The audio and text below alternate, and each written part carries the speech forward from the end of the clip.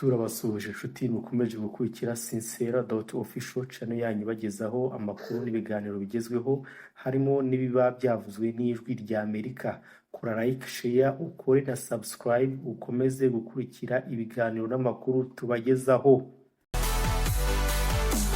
Ivuriro ryo muri Kenya ryihaye gahunda yo guha serivisi z'ubuvuzi abantu bahora mu ngendo nk'abashoferi b'amakamyo n'abakora uburaya. Abanyarwandakazi bakorera itangazamakuru kuri murandasi baravuga ko babangamiwe n'amagambo abaca intege. Ikaze mu kiganiro Iwanyu mu Ntara. Duhere ku makuru avugwa hirya no hino ku isi. Ivuriro ryo muri Kenya ryihaye gahunda yo guha serivisi z'ubuvuzi abantu bahora mu ngendo nk'abashoferi b'amakamyo n'abakora uburaya.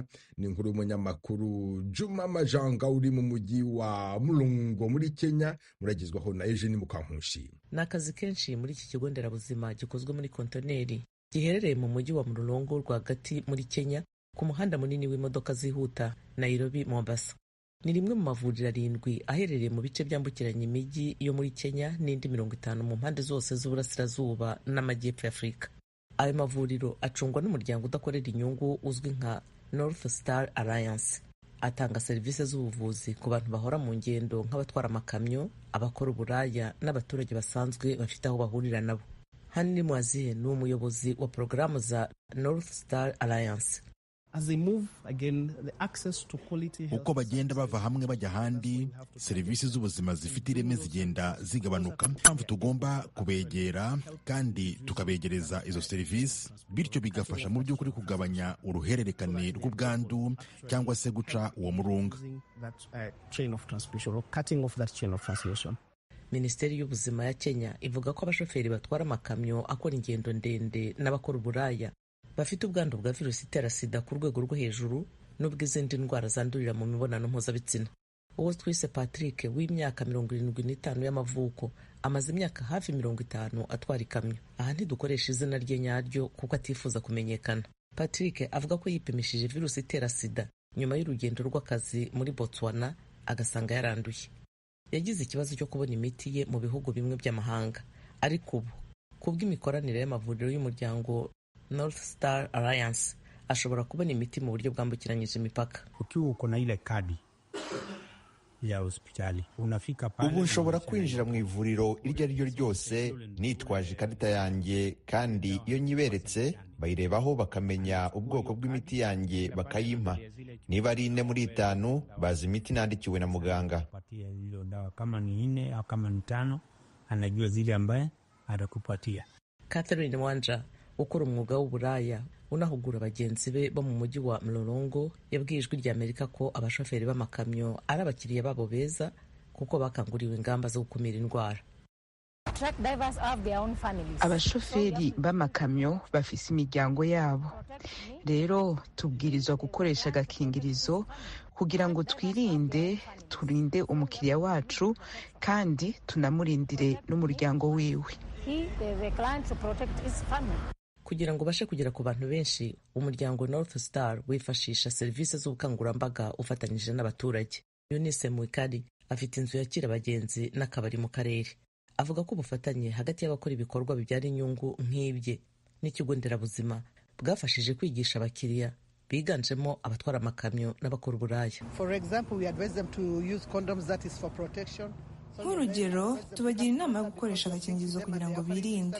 Tubagira inama rero yo kuza muri North Star kuko twihuje nayo kandi batanga serivisi ku buntu. Igihe kandi banduye bakibagirwa imiti yabo, tubabwira kuza muri North Star aho bashobora gufatira iyo miti igihe icyo ari cyo cyose.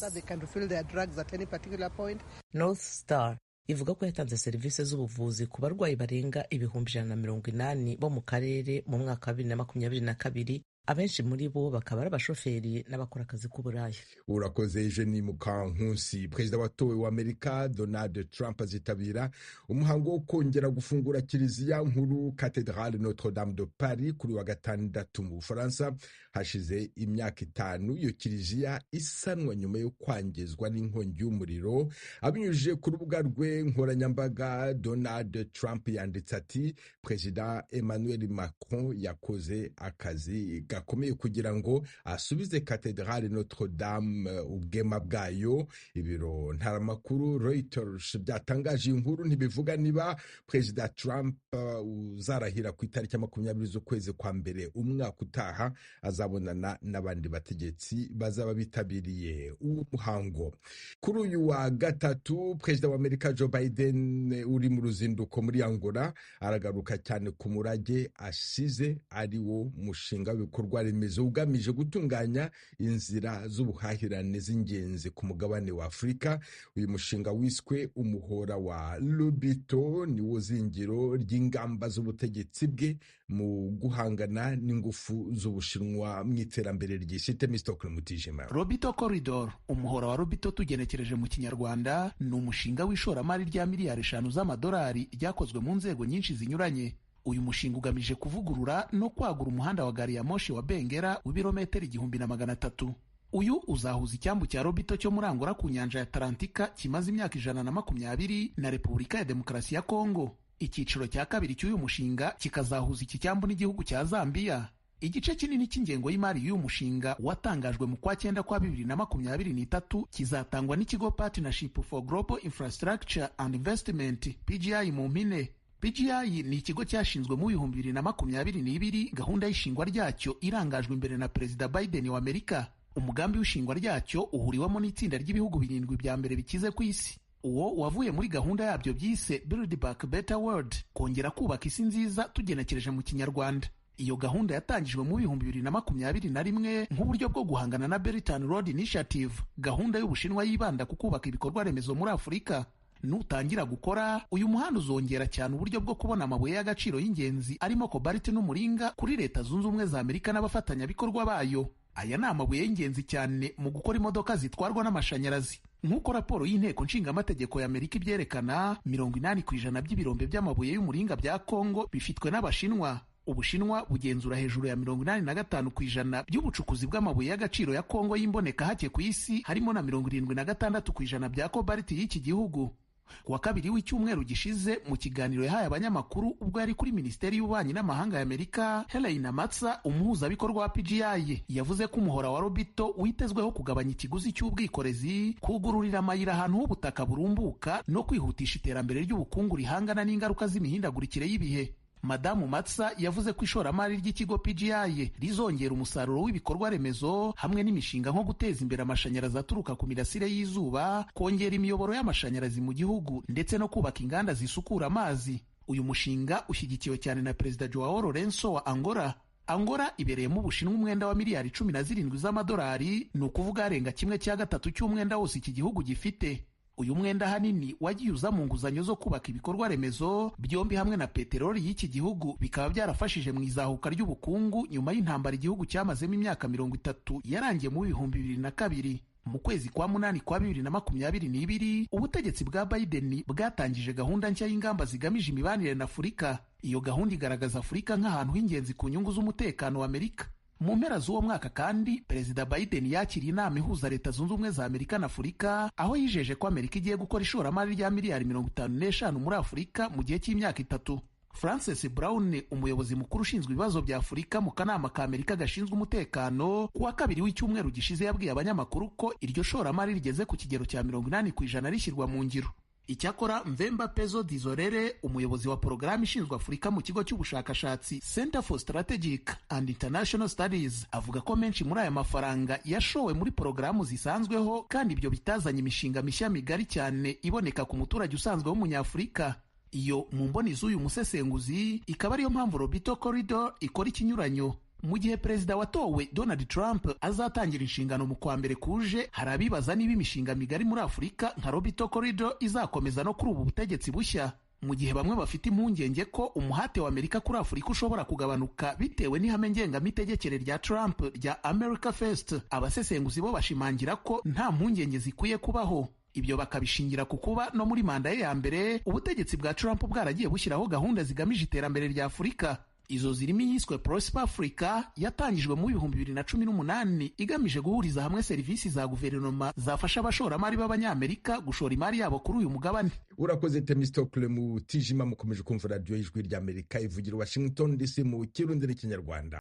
ubuyobozi bwa gereza nkuru ya Nyarugenge ifungiwemo umunyamakuru Theoneste Nsengimana buravuga ko yanze kwitabira urubanza rwe kuri uyu wa kabiri ku mpamvu ze bwite. Ubushinjacyaha bukavuga ko hagomba kugaragara inyandiko mvugo yanditswe n'uregwa igaragaza impamvu atitabye iburanisha. Inkuru irambuye Eric Bagirubusha.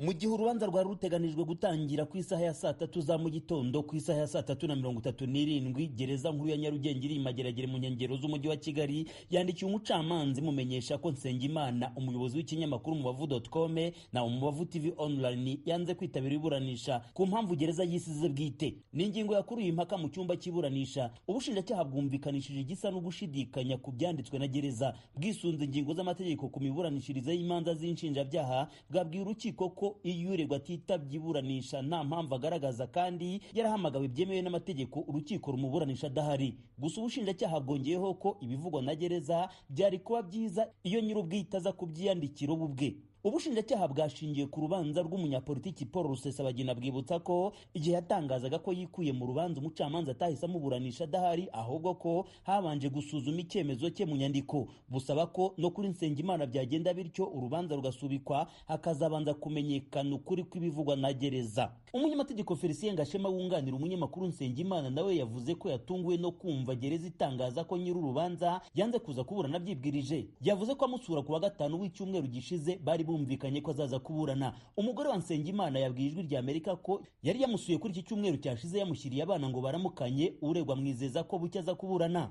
Afashe ijambo, umunyamategeko Gatera Gashabana, umwe mu bafite benshi yunganira muri uru rubanza, yagize ati bitandukanye n'ibyo twari tumenyereye, noneho ubushinjacyaha bwashishuje. Gashabana yavuze ko bidasanzwe ko hagati y'abaregwa n'ubushinjacyaha bavuganwe ku ngingo runaka. Avuga ko muri make ari indi ntambwe ubushinjacyaha buteye kandi ishimishije. Urukiko rwavuze ko imvugo z'uyu munyamategeko zitarimo kubaha uruhande baburana. Umucamanza yavuze ko bitari ngombwa guhita avuga ko basanzwe batumvikana n'ubushinjacyaha ku kiburanwa. Kubareganwa n'umunyamakuru Nsengimana mu rukiko bashatse kugaragaza ko baba hari icyo bazi cyatumye atitabira iburanisha. Amakuru agera ku Ijwi rya Amerika aturuka ku isoko zizewe kandi zuzuzanya atubwira ko Nsengimana yaba afungiye mu cyumba cyegeranye n'icyo Sylvain Sibomana afungiyemo.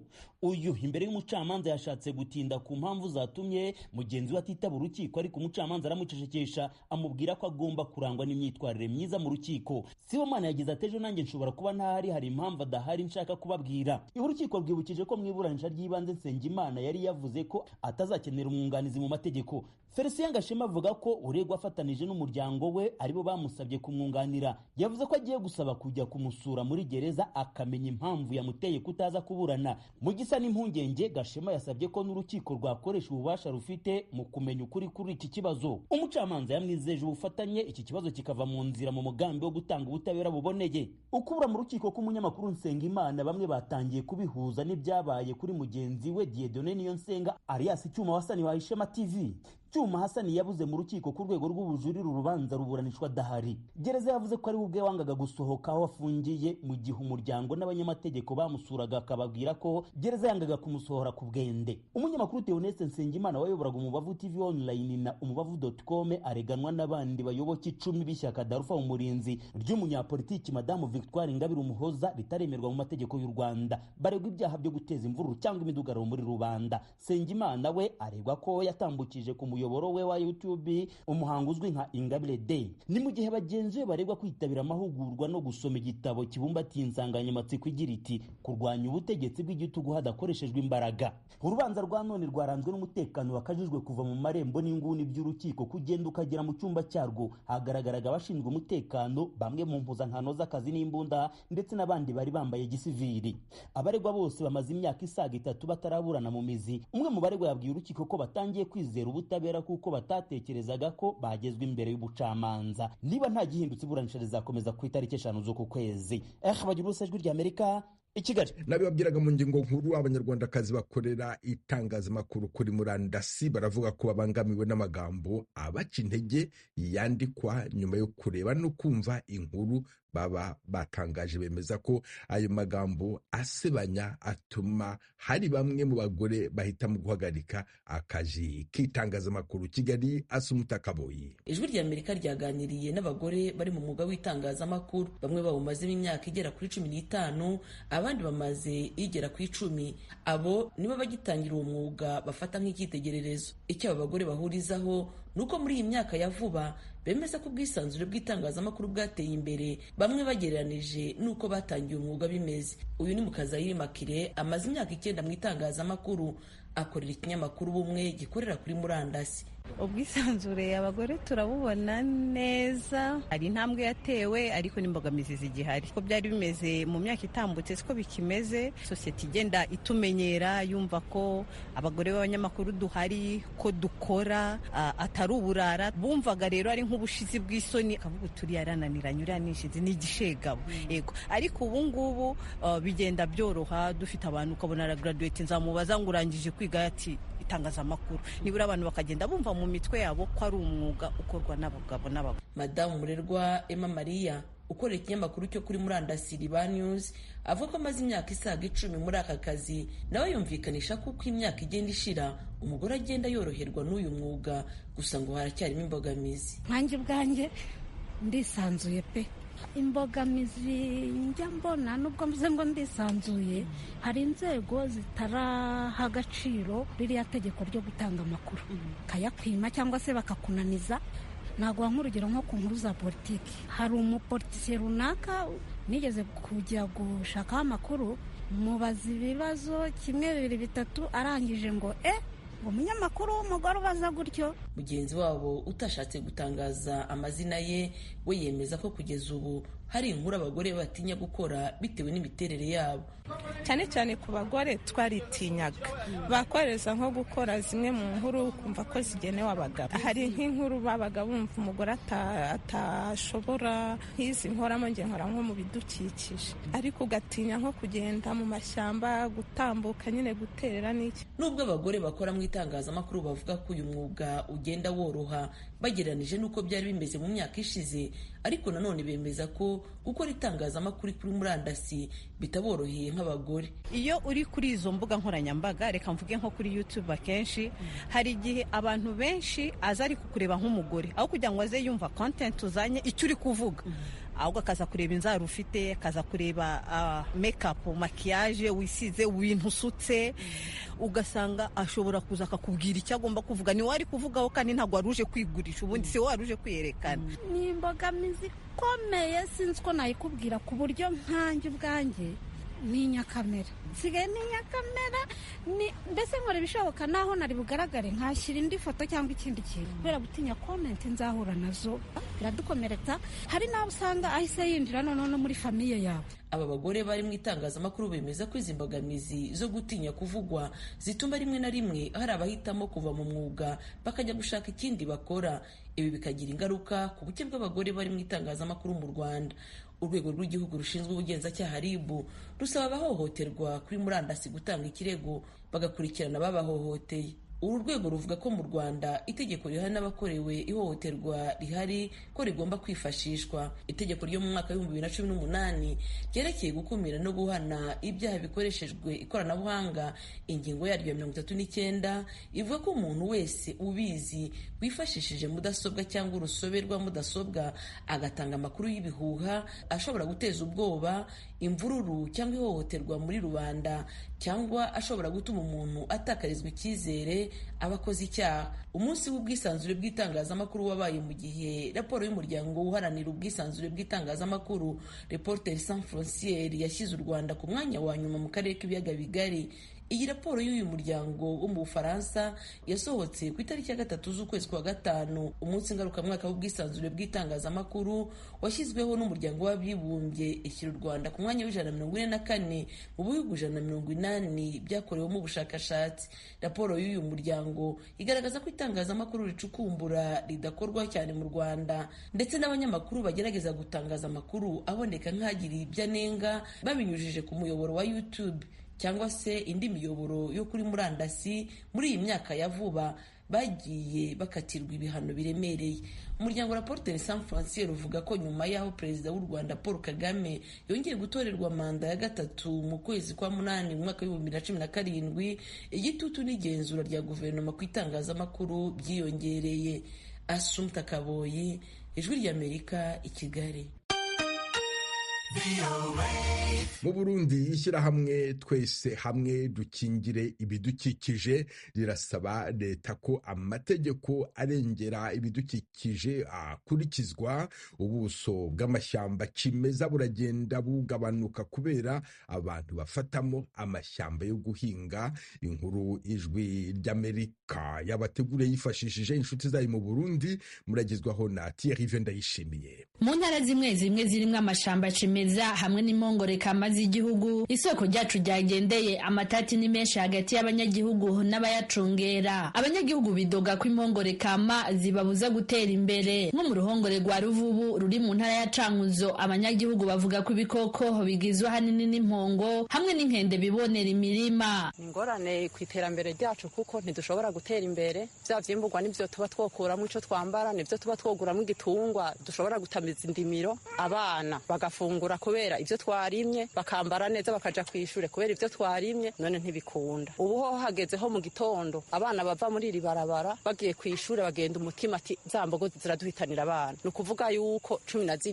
ziba zikingaho ziduga ziva mu mihana zisubira muri parike. Mw'ishamba rya Rusizi, igice kinini caryo kiri muri komine ya Gihanga mu ntara ya Bubanza no muri komine ya Mutimbuzi mu ntara ya Bujumbura, abanyagihugu ishavuriraniga ko abacungera iryo shamba bariko babanyaga amatongo yo kurimamwo. Hariho uruhande rwa parike n'itegeko ryo mu 2011 twebwe niyo twaba ntitwigeze dukugwayo. Twese dusaba ko abo dutunganiriza tukubahirizwa amatongo ya data na bamama badusigiye. Mu kibira co muri komine ya Mabayi iri mu ntara ya Cibitoke ku rubibe n'igihugu c'u Rwanda, naho hari abanyagihugu babangamiye ikibira kubera ibikorwa bitandukanye harimo n'ivyo gucukura inzahabu. Ico kibira gipima hegitari zirenga 5,000. Azari Ntibashira arongoye igice c'ico kibira ku ruhande rwa Mabayi. Ukuntu abanye n'ishamba ntago ari neza kuko hari ibikorwa bakorera mu ishamba, gutsenya y'inkwi, cukura y'inzahabu. Ubucukuzi bw'inzahabu rero bwonona byinshi. Umva barasitagura ibiti, hariho n'ibikoko bica bihunga kubera byavuze ibiti bibamwo. Nubwo ishamba ryose rifise ico gisangije ku bijanye n'uwo mwumvikano muke hagati y'abanyagihugu n'abayacungera, umuhinga akaba narongoye ishirahamwe Twese Hamwe Dukingira Ibidukikije avuga ko bafatiye ku matohoza bakoze abajejwe intwaro aribo ntandaro y'ayo matati. Turagena turabibona n'ahandi mu gihugu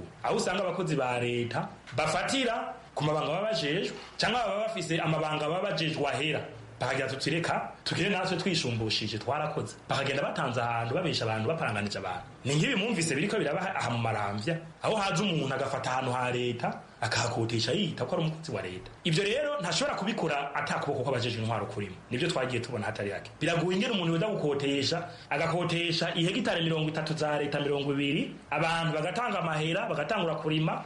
Hariho umuntu ajejwe inzu 10, hariho umuntu ajejwe agacimbiri. Biragoye ko twaba twemeranyije. Kukaba nkako aba banyagihugu bo ku mutumba wa Kagaragara mu kiyaya ca Rusizi bavuga ko baja kurima amatongo bakose. Uyu numwe muri abo avuga ko hari gihe bakotera abajejwe gucungera ishamba, ahandi naho bagakotera abanyagihugu nkabo. Tugiye kukivi kubera ko benshi bararimye muri ico gihe bahawe nabo, mugabo mu mwaka ugira kabiri bene naho bari bahawe n'ishira hamwe baca bavuga yuko ata muntu numwe ashobora kuhakorera batabahereje amafaranga kubera ko amatongo ari iwabo bahawe n'ishira hamwe. Niyo mpamvu rero uno munsi tugira intambamye yuko tuje ku kivi abo bajejwe park baca baza bakwaka amasuka batefuza yuko tworima kubera ko ivyo bintu babahaye ubwa mbere batigeze babironka kuri uno munsi.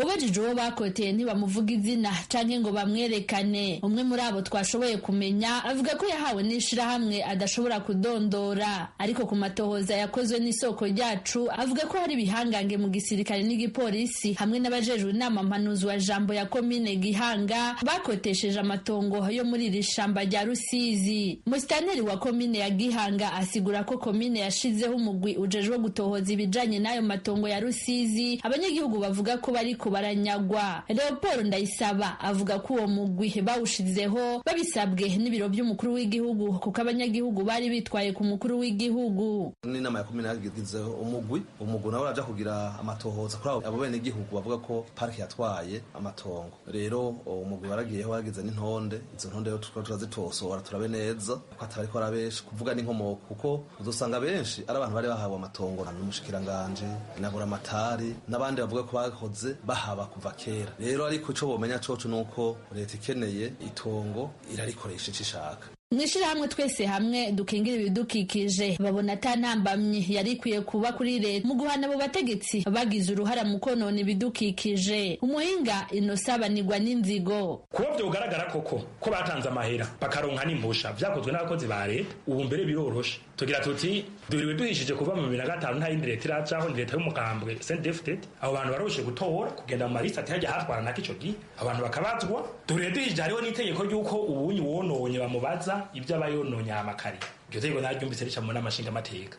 Uyu muhinga arongoye ishirahamwe twese hamwe dukingira ibidukikije avuga ko amategeko mu bijanye no gukingira ibidukikije atomoye neza kuva ku ibwirizwa shingiro ry'igihugu, agahaze akaba ari ukudakurikizwa. Atanga akarorero k'ingene impongore zivogerwa kandi ingingo ya 24 y'integuro y'itegeko inimero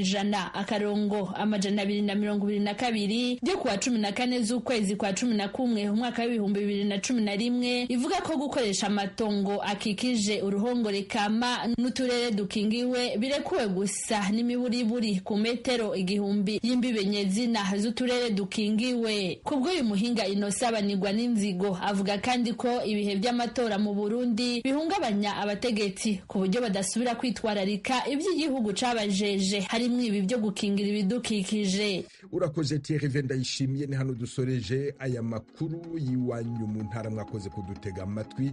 Dukomeje kandi gahunda yo gusigasira umuco karande n'ururimi gakondo, dore umugani w'uyu munsi utagira ubwoba aba atagira ubwenge.